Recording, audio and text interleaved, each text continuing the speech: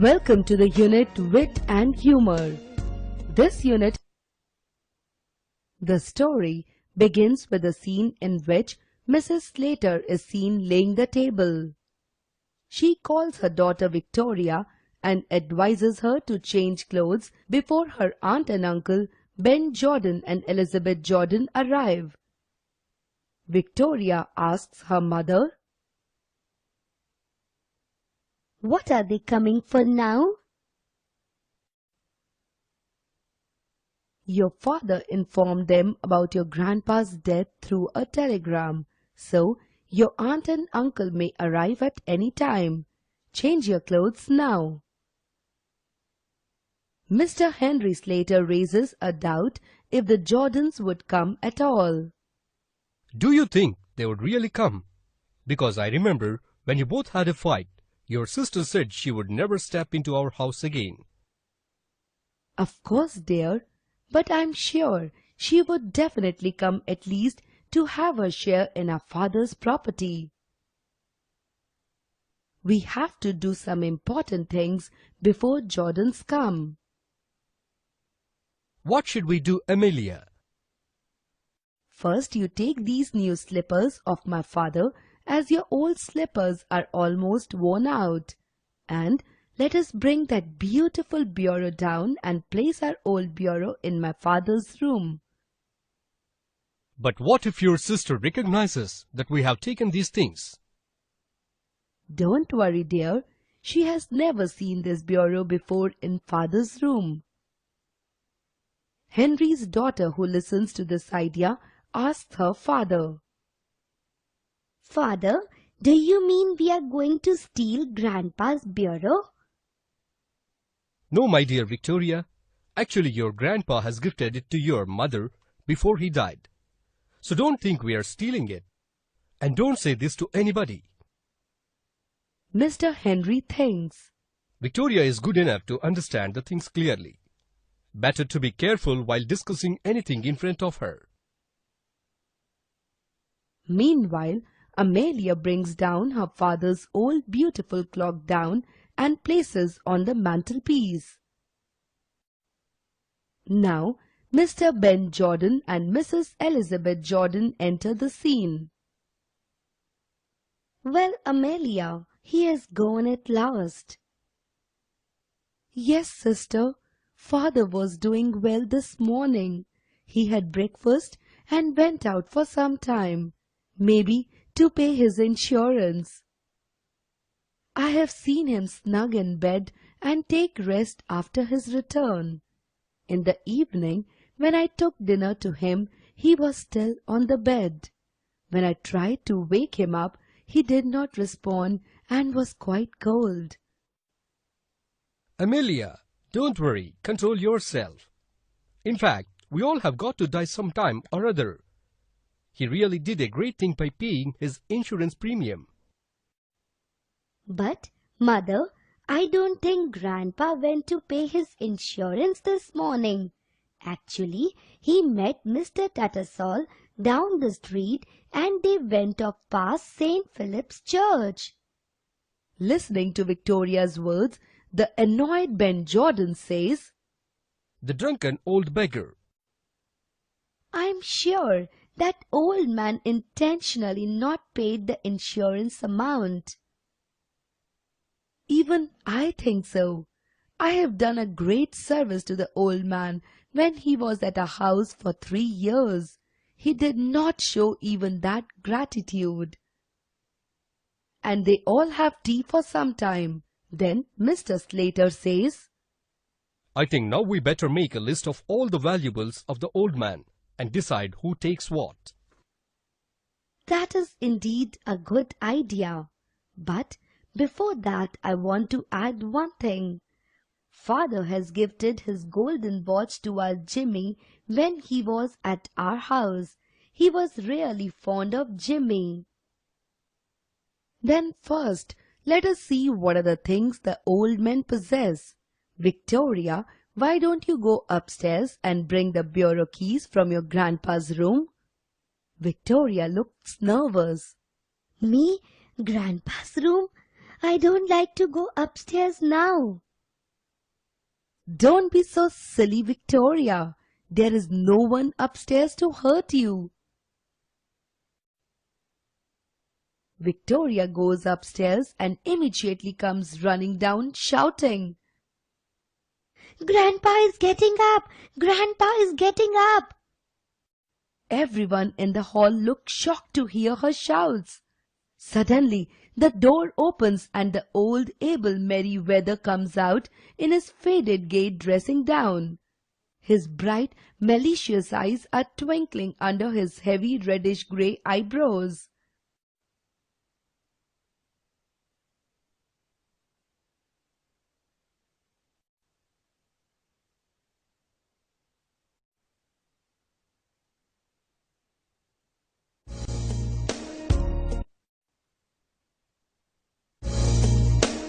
Welcome to the unit Wit and Humor. The Dear Departed 2. In the previous part of the play we have seen Slaters and Jordans presume that the old man Abel was lying dead in his room. Amelia Slater steals a bureau and a clock from his father's room. Slaters and Jordans get ready to make a list of the old man's things. Victoria, who goes upstairs to bring bureau keys, comes running down shouting, Grandpa is waking up! Grandpa is waking up! Slaters and Jordans could not believe that Abel is alive when they see him coming down from his room.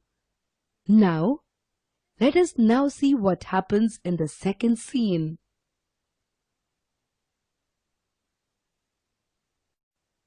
Hello everybody. Happy to see you all here together. Ben and Elizabeth, what brings you here? Oh, Father, is that really you? We are really happy to see you. I am absolutely all right. Just had a bit of headache, that's it. By the by, where are my slippers, Amelia? Ben observes that Henry is wearing his slippers and asks, Why the hell are you wearing my slippers, Henry? Amelia interferes and says, Father, actually I found your slippers are new and hard.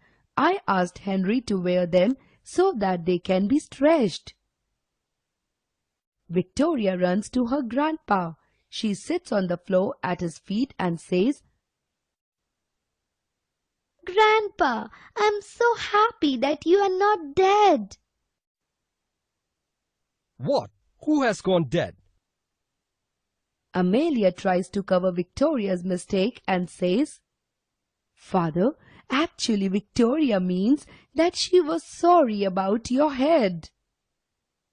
Abel observes that everybody in the hall is dressed in mourning and asks for the reason. Then Amelia says, Ben's brother has passed away, so we are dressed in mourning. But Amelia, I never had a brother. Now you can feel the humor of the play when Ben murmurs to Amelia as above. In reply to Abel's question as to the name of Ben's brother who died, Amelia and Elizabeth try to give different names. Keep all those things aside. Let us all have tea together and have fun. Amelia, what the devil you mean by shifting my bureau out of my bedroom? Hearing this, Henry and Amelia become speechless. Elizabeth understands. Immediately, Amelia says, No, he has not been with us long, so he would definitely stay with us for a few more days. Please stop fighting over my issue, Amelia and Elizabeth. I have been seeing how you people treat me when I am with you. I actually was never happy with the way you treated me.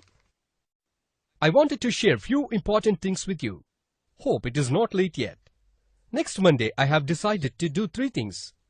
I'll meet a lawyer and alter my will, pay my premium, and I have to go to St. Philip's Church to get married. Abel's marriage proposal stuns all of them and together they say, What?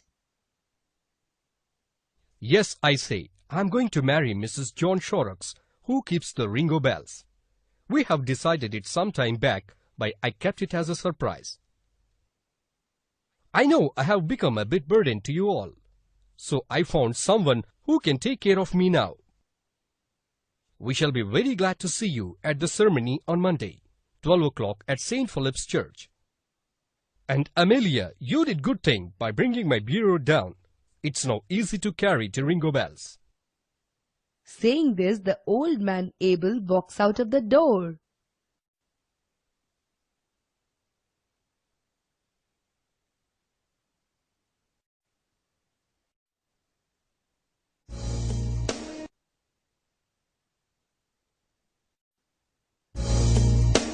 Welcome to the unit Wit and Humor. This unit helps in The Brave Potter. The Brave Potter is also a humorous story. It is basically a Telugu folk story translated into English. The Brave Potter is written by Mr. Margaret Seek. In this story, we see a potter who is so lucky and even becomes the army general of his country. It was night time and raining heavily. An old tiger in the rain ran hither and thither for a shelter. He observed a hut with thatched roof and lay down by the door. Suddenly, it heard a woman saying, "Oh, how terrible this leak is! I would rather meet a tiger in the forest than have this leak in my house." Listening to this, the tiger assumed the lady must be talking about another animal which is bigger and dangerous than me. The tiger fell asleep after some time. The tiger woke up by the heavy blows upon. Tiger felt this voice must be of the mysterious creature Leek. Better I would do as he says now. So she allowed herself to be bound with a thick rope. Then the mysterious creature climbed on the and tied it up with the iron chain. Next morning, villagers amused to see a tiger tied in front of the potter's house. All the villagers praised his courage, thanked as the tiger had eaten many of their goats and buffaloes. Though the potter tried to say slippery, he tied his feet to the stirrups. While her wife was tying his hands to the horse's neck, suddenly the horse jumped free and galloped out of the stable. All the efforts of the potter to control the horse went in a vain. The potter grabs a young tree in order to control himself. Due to high speed, the whole tree got pulled out of the ground. Now, the potter is carrying a tree on the horse. A sentry observed Potter from the far distance and felt the person riding the horse must be the general who captured the tiger. The sentry spread this news among his army. Frightened by this, all the soldiers fled away. Even the king fled, leaving a letter in the tent. The puzzled potter went back home and handed over the letter to his wife. After that, he went to bed. His wife went to the palace and handed over the letter to the king. The king was very happy and praised the new general. When he asked where the potter was, the wife replied that her husband was so tired and taking rest at home. The next day, news of the victory spread all over the country. People were cheering and praising his bravery. The potter left his horse at the stable and walked to the palace humbly with his wife. At the end, the king awarded the potter so that could live the rest of his life happily, but he never rode a horse again.